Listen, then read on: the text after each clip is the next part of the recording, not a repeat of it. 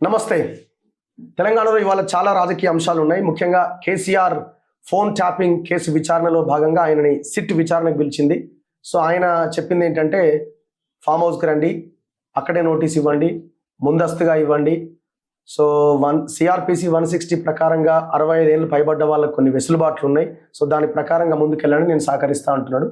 So ఇవాళ సాయంత్రానికి notice ఇచ్చే అవకాశం ఉండొచ్చు, మరి చూడాలి ఏం జరుగుతుంది అనేది. సో దాని మీద ఇది ప్రతీకారము, కుట్ర అని బీఆర్ఎస్ అంటున్నది, విచారణలో భాగంగా జరుపుతున్నామని కేసీఆర్ కాంగ్రెస్ అంటున్నది.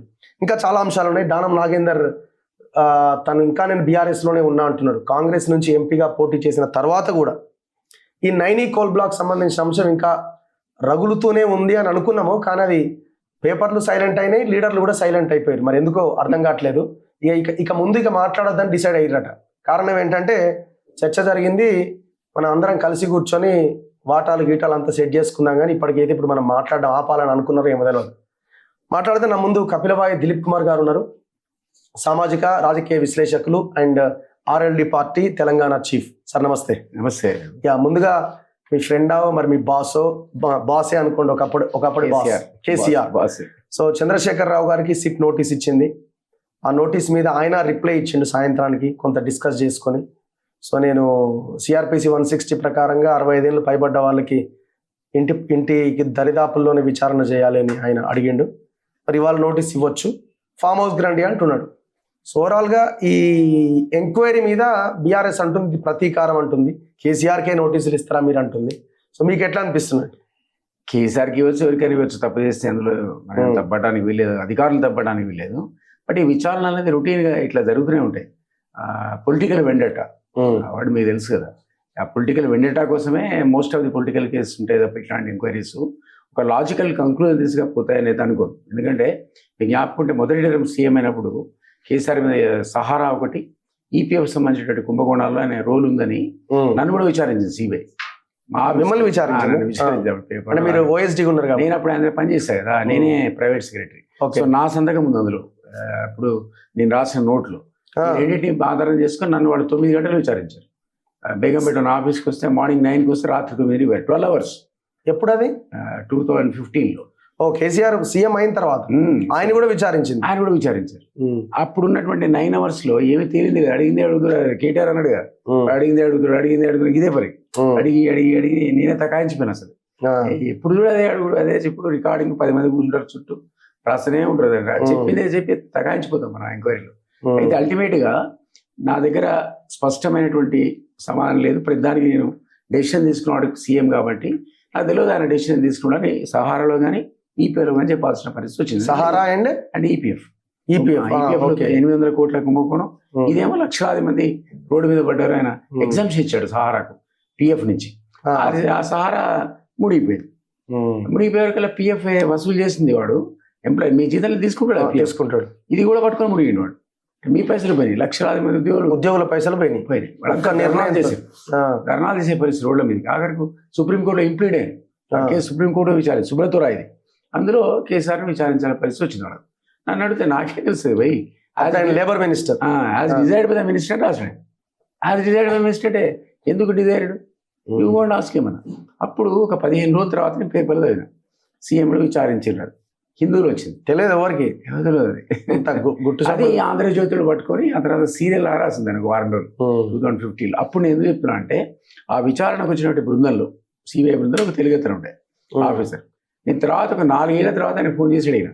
అందరం రచరచ చేస్తే సీఎం కూడా 9 గంటలు విచారిస్తే సీఎం ఇక్కడ క్యాంప్ ఆఫీస్లో విచారించారు 9 hours నన్ను ఇచ్చినట్టే.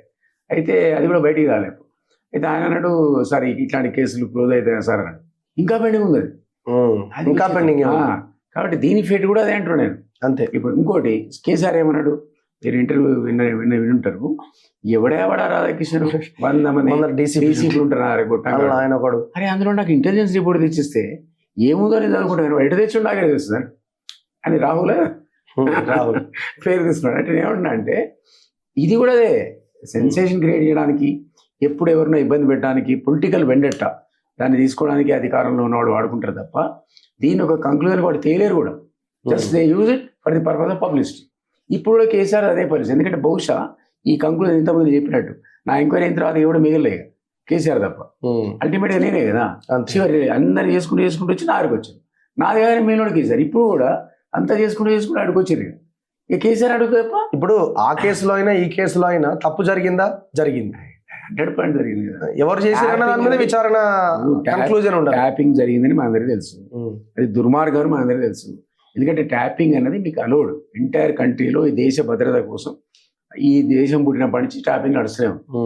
టెలిఫోన్ మామూలు ట్యాపింగ్, ఈ ట్యాపింగ్ అన్అఫీషియల్గా జరుగుతుంది. అందులో ఏంటంటే దేశ భద్రతకు సంబంధించిన రహస్యాలు ఎక్స్చేంజ్ అవుతే వాళ్ళకి అనుమానం వస్తే అప్పటిదాకా వచ్చింది ఎవిడెన్స్ కింద హోమ్ సెక్రటరీ చూపించి అఫీషియల్ పర్మిషన్ తీసుకుని ట్యాపింగ్ చేస్తారు. పాత చేంజ్ చేస్తారు. అది ఎవిడెన్స్ కింద పనికిరాదు కోర్టులో. ఎందుకంటే వెరీస్ పర్మిషన్ అంటారు. ఈ పర్మిషన్ అడిగినప్పుడు హోమ్ సెక్రటరీ కూడా చూసి అమ్మో ఇది ప్రమాదం దేశానికి అని పర్మిషన్ ఇస్తారు. 3 నెలల రివ్యూ చేస్తారు. ఆఫీసర్లు 3 కమిటీ చేస్తారు. ఆ రివ్యూలో కనుక ఏ విధమైన ఆధారం లేకపోతే ఎక్స్టెన్షన్ ఇయ్యరు. And they will direct you to destroy the papers recorded. అది పరిస్థితి. వీళ్ళు నువ్వు ప్రైవేట్ సంభాషణలు, రియల్ ఎస్టేట్లో ఎంత బ్లాక్ ఎంత వైట్, హరీష్ రావు ఏం చేసిండు, ఎలక్షన్లో ఎవరికి డబ్బులు ఇచ్చిండు హరీష్ రావు, లేదా ఈయన ఎవరికి ఇస్తున్నాడు, ఇదంతా విపక్షాలను కొలాబ్ చేయడానికి అది వాడుతున్నారు వాడు. అండ్ ప్రైవేట్ లైఫ్లో ఇంటర్ఫియర్ అయ్యాడు. ఇదంతా తప్పు కదా, ఘోరం ఇది.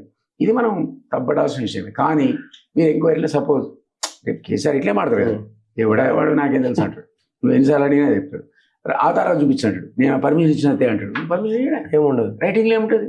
వీడు అత్యుత్సాహంతో చేసిన ట్యాపింగ్ కానీ నాకు సీఎం చెప్పిండు, నాకు హరీష్ చెప్పిండు, కేటీఆర్ చెప్పిండు అంటాం. అంటే ఏది రైటింగ్లో ఉండాలి కదా, కనీసం వాట్సాప్ మెసేజ్ ఉండాలి, ఎస్ఎంఎస్ ఉండాలి, లేదా రికార్డింగ్ ఉండాలి, ఏదో ఒకటి ఉండాలి. ఈ 3 లేకపోతే ఇంకేం ఎక్కడే ప్రూవ్ చేస్తుంది, అది కోర్టులో పోతుంది. కాబట్టి నేనంటే అల్టిమేట్ వీలైతే ఇప్పుడు బకరా అయ్యేది అధికారులు కూడా చేసినప్పుడు బకరా వాడు ఒప్పుకున్నాడు కాబట్టి వాడిపోతాడు. ఒప్పుకున్నవాడు వెళ్ళిపోతాడు. దానికి వేరే ఆధారాలు అవసరం లేదు, నీ స్టేట్మెంటే చాలు. అసలు చెప్పినోడు నువ్వేం చేయలేవు అంటున్నాను. సో ఈ దీని ఫేట్ కూడా అదే. బట్ మీరు అన్నట్టు అనుకున్న వెసులుబాటు 60+ ఉంది కాబట్టి ఆయన బహుశా చుట్టుపక్కల ఈ ఏమంటారు హైదరాబాద్ లోపల ఇంకెక్కడ అడుగుతాడేమో, ఆయన ఇంట్లో అడుగుతాడేమో మనకు తెలియదు. బట్ ఫామ్ హౌస్ అంటే మరి వీళ్ళకి కూడా ఇబ్బంది. సిట్ జ్యూడిక్షన్ కాదు కాబట్టి వాళ్ళు ఏ విధంగా నోటీస్ ఇస్తారో సాయంత్రం వరకు మనం చూడాలి. బట్ నా ఒపీనియన్లో మాత్రం ఈ ఏమంటారు కదా, అది కొండంత రాగం తీసినట్టే ఉంటుంది. ఇది ప్రతీకారం అని కేటీఆర్ అంటున్నాడు. ప్రతీకారము, కక్ష, పగ. మీరు చేసిన పని ఏదంతా ఆయన ఎంక్వైరీ చేస్తున్నాడు.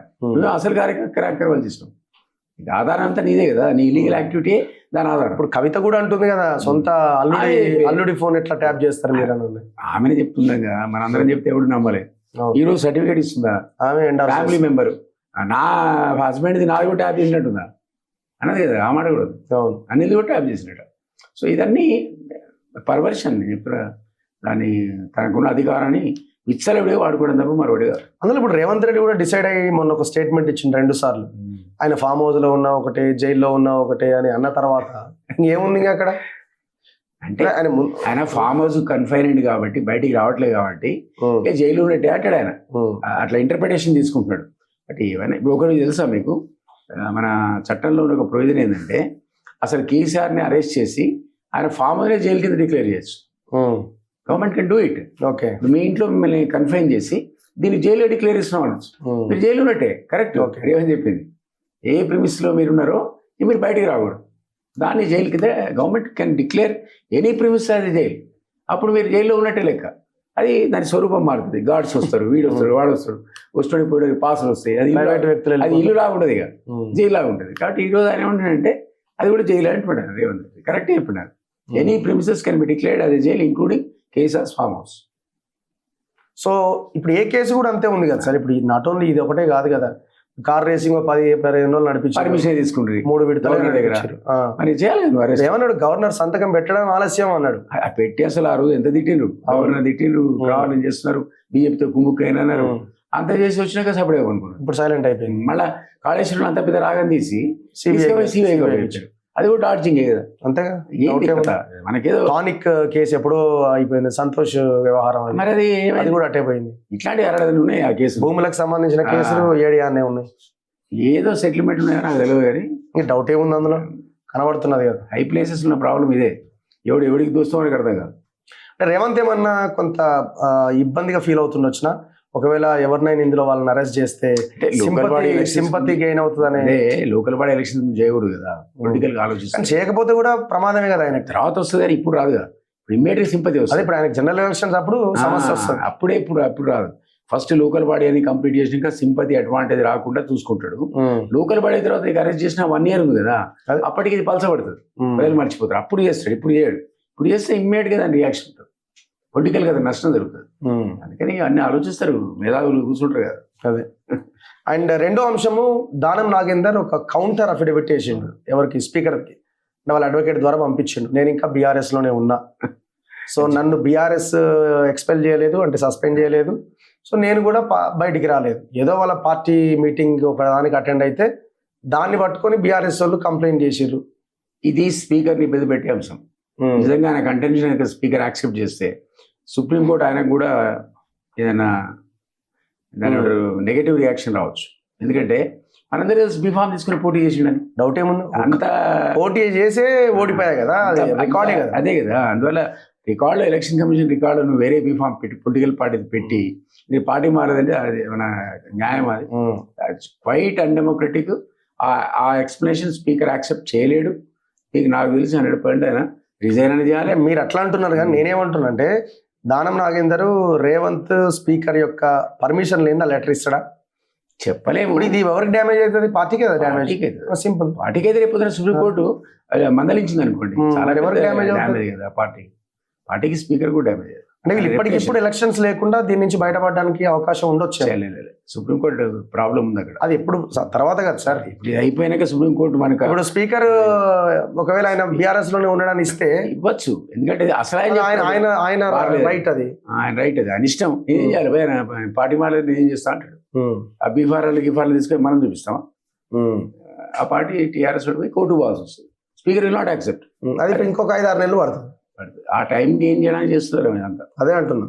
యాక్చువల్గా అయితే దాంట్లో లాజిక్ లేదు, అస్సలు లేదు. దానం నాగేందర్ అయితే అసలు లాజికే లేదు. ఆయన either he has to resign or he has to be disqualified by the speaker. ఈయన ఒక్క కేసు, మీలో ఎవరైనా చెప్పుకోరు. కానీ నేను అనేది ఏంటంటే, ఒకవేళ కనుక స్పీకర్ తనని ఇప్పుడు ఇచ్చినటువంటి దాన్ని పక్కన పెట్టాలనే ఆలోచన కనుక ఉంటే ఈ లెటర్ వెళ్ళదు, ఈయన రిజైన్ చేస్తాడు అంటున్నాను నేను. స్పీకర్ ఎవరి ఆదేశాలు ఉంటాయి మనకు తెలియని విషయం కాదు కదా, రూలింగ్ పార్టీ కదా. అంతే కదా, సాధ్యత రూలింగ్ పార్టీ ఫేవర్ చేయాలని ప్రయత్నం చేస్తాడు. ఉన్న ప్రాబ్లం సుప్రీంకోర్టు ఇక్కడ, సో దాన్ని దృష్టిలో పెట్టుకొని యాక్ట్ చేయాల్సి వస్తుంది. ఆయన ఇబ్బంది పెట్టే అంశం అందుకే అన్న, దానం నాగేందర్ ఇచ్చిన లెటరు స్పీకర్ నుండి గవర్నమెంట్ ఇబ్బంది పెట్టే అంశం. మిగిలిన అంశాలు ఏవైనా మిగిలిన తప్పించుకోవచ్చు, మారలేదంటే ఏదో కొట్టుకొని వస్తారు. కానీ ఇది ఇక్కడ బీఫామ్తో పోటీ చేసి అది ఎవిడెన్స్ కదా, దానివల్ల అది ఇబ్బంది పెట్టే అంశమే. ప్రభుత్వాన్ని ప్లస్ స్పీకర్ కూడా ఇబ్బంది పెట్టే అంశం. సుప్రీంకోర్టుకు లేని మెటీరియల్ ఇచ్చినట్టే కదా. అండ్ మూడోది, నైని కోల్ బ్లాక్ ఇష్యూ చాలా పెద్ద ఇష్యూ అయింది. మరి ఎందుకో సైలెంట్ అయింది. ఆయన రాధాకృష్ణ కూడా మాట్లాడతలేడు. ఇక ఎవరో మల్లూరావో ఎవరో పోయి ఈ వద్దు లొల్లొద్దు మనం ఒకటి అని ఆయన వచ్చిండు అనేది చర్చ నడుస్తుంది. అయినా బట్టి మళ్ళీ ఇంకో రెండో ప్రెస్ మీట్ పెట్టి ఇది వాస్తవాలని ఆయన ఏదో చెప్పే ప్రయత్నం చేసిండు. బీఆర్ఎస్లు చాలా పెద్ద ఎత్తున కౌంటర్ చేస్తున్నారు. టోటల్ ఎపిసోడ్లో మీకు ఫ్యాక్ట్స్ ఎక్కడ ఉన్నాయి? నేను అనుకోవటం నైని బ్లాక్ అనేది వాటాల పంచాయతీ. అసలు నాకు కావాలని ఇద్దరు మంత్రుల మధ్య పంచాయతీ తప్ప అది యాక్చువల్లీ యాజ్ పర్ రూల్. ఎవరెవరు మంత్రులు? అదే బట్టి అండ్ కోమటిరెడ్డి వర్సెస్ కోమటిరెడ్డి కాకపోవచ్చు అని అన్నది కదా, అనిల్ కుమార్ రెడ్డి. వాళ్ళు ఆల్రెడీ ఆ బిజినెస్ లో ఉన్నారు. దాన్ని ఓవర్ బర్డన్ రిమూవల్ అంటారు. మామూలుగా కూల్దవడం కాదు అది, అంటే ఓపెన్ కాస్ట్ కదా, పైన ఉన్నటువంటి మట్టి తీసేస్తే లోపల కోల్ ఎక్స్పోజ్ అవుతుంది, అది తవ్వుకుంటూ పోతారు. ఎదురు లేబర్ లా అండర్ గ్రౌండ్ పోయి తీసేది కాదు, అదే సింగరేణి తీస్తుంది. సింగరేణి బుగ్గు తవ్వుకుంటూ పోతారు. వీళ్ళేమో ఓవర్ బర్డన్ తీస్తారు. ఓవర్ బర్డన్ అంటే మట్టి తీయటం, ఎక్కడ బుగ్గు తవ్వుతుందో అక్కడ తీసేస్తే అది ఈ కాంట్రాక్ట్. సో ఇది మట్టి పనికి డబ్బులు మిగులుతాయని మీకు తెలుసు కదా. 35 years అట, 1 కాదు 2 కాదు. మరి అది మీకు ఏ పైసలు తవ్వినట్టేగా, అంతే. మీరు వాడు మట్టి తీయడం అంటే డబ్బులు వేసుకొని పోయినట్టే. మీరు ఇన్వెస్టిగేటివ్ జర్నలిజం కాబట్టి మీరు సింగరేణిలో ఓవర్ బర్డన్ తీసినటువంటి కాంట్రాక్ట్ ఎవరైనా కాదు, మీరు ఒకసారి స్టడీ చేయండి. వాడు ఎక్కడి నుంచి ఎక్కడికి పోయాడు, అంత లాభాలు ఆఫీసర్లు కానీ దూపిడి. అది సింగరేణి సంస్థలు ఓపెన్ కాస్ట్ మైనింగ్ స్టార్ట్ అయినాక అది లాభాల బాట పడితే కార్మికులకు మీకు నాకు అయింది కానీ మొత్తం కాంట్రాక్ట్లు అయితే పెట్టుబడిదారులు బ్రహ్మాండంగా లాభపడరు. ఈరోజు అది చూసి తన ఆధీనంలో అది ఉంది కాబట్టి బట్టి దాని మీద కనిపించాడు. కానీ ఆల్రెడీ బిజినెస్ లో ఉన్నటువంటి వాడు, ఆయనకి జార్ఖండ్ లో ఓవర్ బర్డన్ రిమూవల్ కు 20,000 కాంట్రాక్ట్ ఉన్నాయి. ఎవరికి? 20,000 కోట్ల? 20,000 కోట్లు అనిల్కి. అంతకుముందు 20 ఏళ్ల కింద ఇంకొక 10,000 కాంట్రాక్ట్ ఉన్నారు ఇదే జార్ఖండ్ లో. సో వాళ్ళకి కూడా తెలుసు, దాంట్లో ఆల్రెడీ అందులో ఉన్నారు. సో ఈ పోటీ వీళ్ళకి ఇది తప్ప మరొకటి లేదు. మీరు అన్నట్టు ఈరోజు సైలెంట్ ఎందుకు అయినంటే ఎవరి వాడు ఫిక్స్ అయి ఉంటుంది. అంతే నువ్వు తీసుకో నువ్వు తీసుకో. అంతే నేనంటున్నా మీరు ఎట్లా అవకాశం ఇచ్చింది కాబట్టి సింగరేణిలో వచ్చేటువంటి బొగ్గుల లాభాలు ఎవరికి పోతున్నాయి? ఎవరికి పోతుంది? మనకైతే రావట్లేదు కదా. మన దగ్గర విధ్వంసం మీరు పోయి చూడండి. సత్తుపల్లిలో ఘోరం అసలు. వన్యప్రాణులు పోయినాయి. అడవులు ఫేమస్ ఖమ్మంలో, ఇల్లెందులో, కొత్తగూడెంలో, భూపాలపల్లిలో ఉన్న బ్రహ్మాండ అడవులు ఖతం. అవన్నీ సర్వనాశనమై తీసే బొగ్గు ఎవరికి పోయిందండి? అది ప్రజల సొత్తు, ఇది మొత్తం గవర్నమెంట్ ఆఫ్ ఇండియా సొత్తు. అది అంతటా పోయింది. మనకేం లాభం జరిగింది? నేనేమన్నా అంటే ఆ సంస్థను తక్షణమే మీరు మూసేయాలి. తెలంగాణను కాపాడుకోవాలి విధ్వంసాన్ని. లేదా నువ్వు నడపదలుచుకుంటే 51% ఈరోజు స్టేట్కు 51-49 కేంద్రానికి ఉంది కదా, 51 కార్మికులకి ఇవ్వాలి. ఎవడు ఎంప్లాయో ఎవడు కార్మికుడు 51 షేర్ కూడా చేయి నువ్వు. అంతే. మిగిలిన 49ని నువ్వు స్టేట్కి ఎక్కువాలనుకుంటే 26 పెట్టుకో, వాడికి 24 ఇవ్వు. ఎవరికి? కేంద్రానికి 25-24 49. ఆ రకంగా డిస్ట్రిబ్యూట్ చేస్తేనే సంస్థ నడవనియాలి.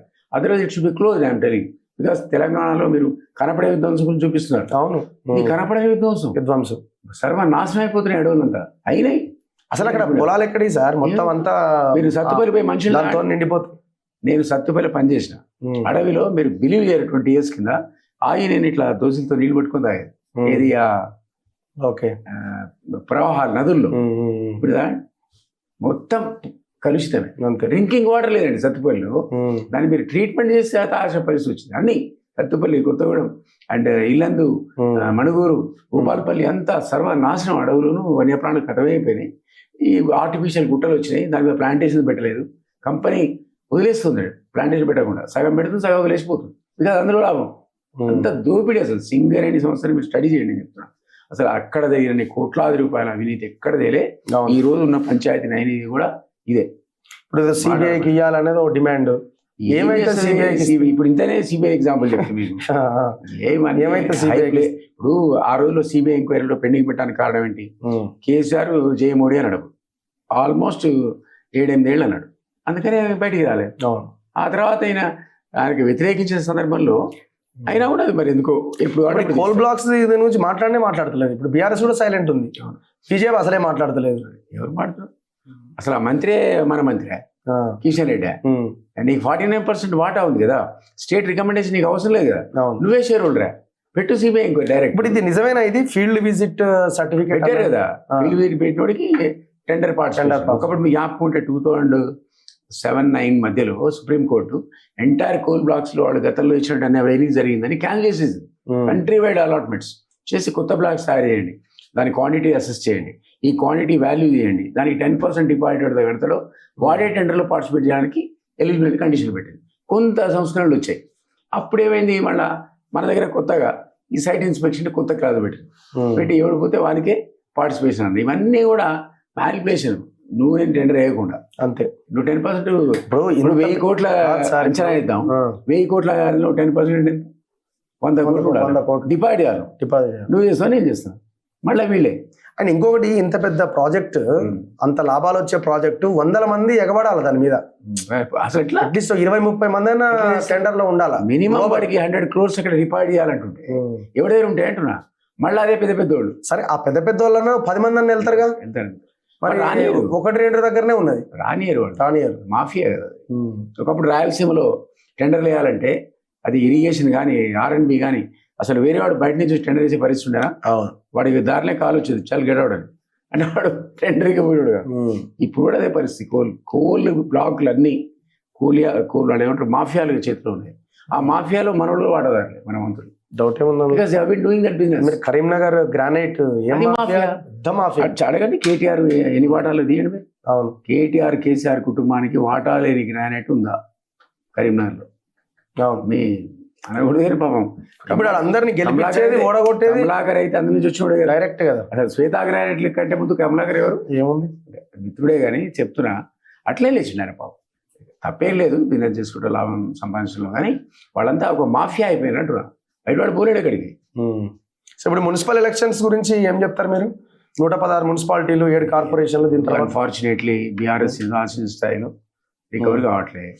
మళ్ళీ ఎందుకు కావట్లేదు? గట్టిగానే కూతురు రోజు ఎపిసోడ్ వచ్చి నీళ్ళు తగులుతా ఉంది వాళ్ళ మీద. నిప్పు వస్తే పండుకున్నారు. బీజేపీ లేవనే లేస్తలేదు. మళ్ళా రూలింగ్ పార్టీ మళ్ళీ పైసలే కదా, రేపు ఓటుకి 1000-2000 ఇస్తారట. ఎవడిస్తాడు అది? ఎవరితో చేతనేది చెప్పండి. కాబట్టి మళ్ళీ అది ఇన్ ఫేవర్ ఆఫ్ కాంగ్రెస్. ఆ వాతావరణం లేకపోయినా కాంగ్రెస్ అని కొనుక్కునే పరిస్థితికి వచ్చింది. స్థానికంగా జనం ఏముంటుందంటే పనులు కావాలి, పైరవులు కావాలి, ఎందుకు కొంచెం పంచాయతీ అని ఈ రూలింగ్ పార్టీ వైపే పోతుంటారు స్థానిక ఎన్నికలు. తేడా వచ్చేది మీకు ఎమ్మెల్యే, ఎమ్మెల్సీ, ఎంపీ అప్పుడు అంతే చాలా దూరం ఉంది. అప్పటిదాకా నడుస్తూనే ఉంటుంది కదా. ఎవరి దగ్గర డబ్బున్న వాందే రాజ్యం. అందే రాజా. మనం ఏం చేయలేము. మీరు ఎంత మాట్లాడినా, నేను ఎంత మాట్లాడినా అది కంఠశోష తప్ప అవేర్నెస్ క్రియేట్ చేస్తుంది. జరుగుతుందనే విషయం ప్రజలకు తీసుకురావడం కూడా మామూలు విషయం కాదు. అన్ని క్యాల్కులేట్ అవుతుంటాయి కదా, ఒకటి యాడ్ అవుతుంటుంది. అల్టిమేట్ గా రిజల్ట్ వస్తుంది. కేసీఆర్ లాగా అంతే ఎన్ని చేసినా దిగిపోయాడు కదా 10 ఏళ్ళ తర్వాత, దానికి పనికి వస్తుంది. బట్ ఇప్పటికిప్పుడు ఐ డోంట్ థింక్ కాంగ్రెస్ మనం ఆపలేము. Anyway thank you sir, thank you very much. Thank you. ఇది దిలీప్ కుమార్ గారితో స్పెషల్ ఇంటర్వ్యూ. చూస్తూనే ఉండండి మన తొలి వెలుగు.